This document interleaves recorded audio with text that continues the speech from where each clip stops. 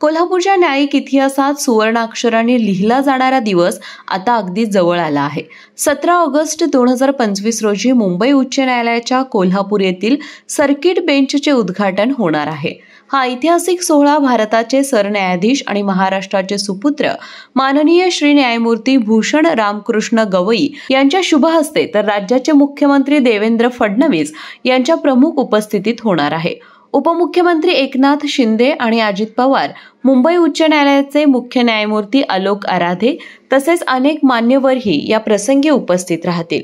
ही सुविधा कोल्हापूर, सातारा, सांगली, सोलापूर, रत्नागिरी आणि सिंधुदुर्ग या 6 जिल्ह्यांसाठी न्यायदानाचा नवा अध्याय सुरू करणार आहे।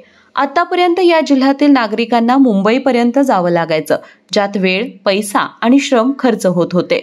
आता मात्र महत्त्वाची प्रकरणे कोल्हापुरातच चालणार असून सर्वांसाठी मोठी सोय होणार आहे।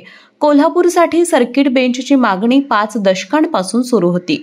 वकील संघटना, सामाजिक संस्था, माध्यमे आणि स्थानिक नेते यांचा दीर्घ लढा अखेर यशस्वी झाला।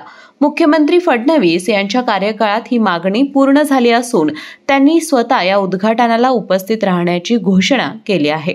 सर्किट बेंचमध्ये नागरी, फौजदारी, कामगार, मालमत्ता आणि सार्वजनिक हक्क यांसारख्या प्रकरणांची सुनावणी होणार आहे, तर कंपनी ऍक्ट, कर संबंधी आणि NIA न्यायालयाशी संबंधित खटले मुंबईतच चालतील।